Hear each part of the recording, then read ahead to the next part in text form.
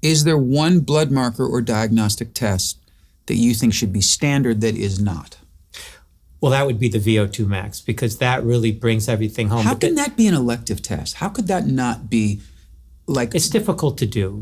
To get an accurate VO2 max, you need a mask with, oxygen CO2 determination. But you can get a really close estimate just by going on a Bruce protocol, which is this protocol where every 3 minutes you start out, you're going super slow, 1.7 mile per hour at 10% grade. Then every 3 minutes you rack it up. Right. At the end of 9 minutes, all of a sudden you go to 4.2 miles at 18%, and you're just going straight up a hill.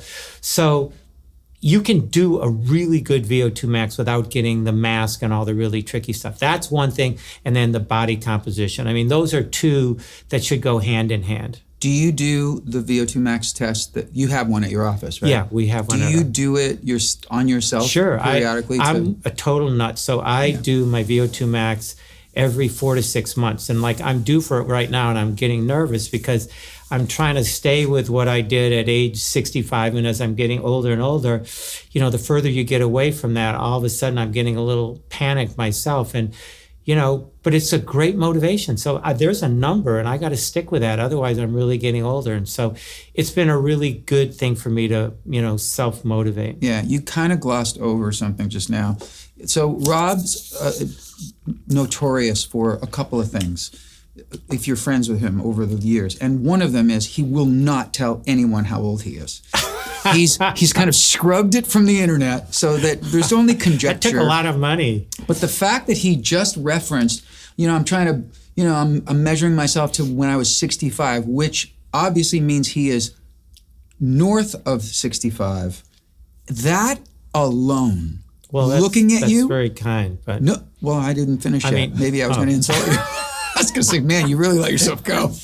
No, it's remarkable. And I know that a lot of it is that you have, since I've known you, you've always been an athlete. You've always maintained your physicality. But I've also watched you, we've kind of done it together, whereas we've gotten older and we've learned more. You have never sort of relied on what you used to do to stay fit or what you used to have as your diet. You're constantly kind of reinvent things. Yeah, reinventing. And that's something that obviously you pass on to your patients as well. Yeah, because things change and you get bored with some things and you have to find different passions. And if it's the same thing, that's great. But, people that decide they're going to run in their gym and, ride a cycle against a wall or run on a treadmill against a wall or an elliptical, it just doesn't really play out over time. So you really have to incorporate outdoor exercise. You got to incorporate social stuff with other people, and you got to make a mix somehow. And then maybe you can do some of the really boring stuff, running up and down stairways when you're at different hotels, playing different concerts in different states.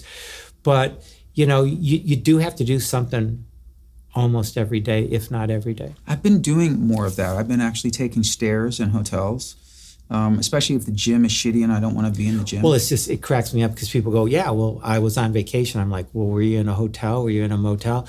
Is there a stairwell there?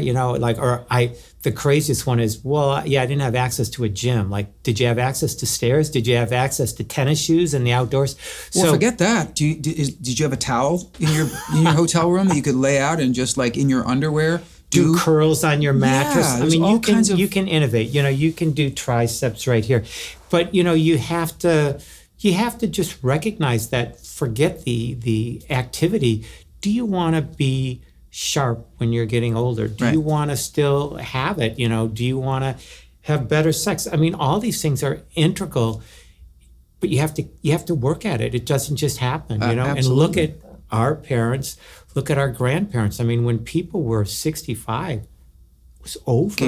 Game over. Yeah. And part of that's an attitude, and part of that is just activity. And I think, you're my just general generation are the first people that were trying to do some different things earlier in life. And you still get our parents that never lifted a finger outside of just whatever their daily activities were or their job. Yeah. So, we're going to see what the effect of, some of our earlier life things. But, the reason why I love what I do is I can't wait to see what happens in 10 years. Things are changing Oh, yeah, so that- fast. I really want to get into that with with you. exercise, with longevity, that I think my big thing is just to stay alive when these big developments are going to appear. And, you definitely aren't going to benefit from these huge anti-aging things that are going to present in the next 10 years if you're dead from a heart attack. Right.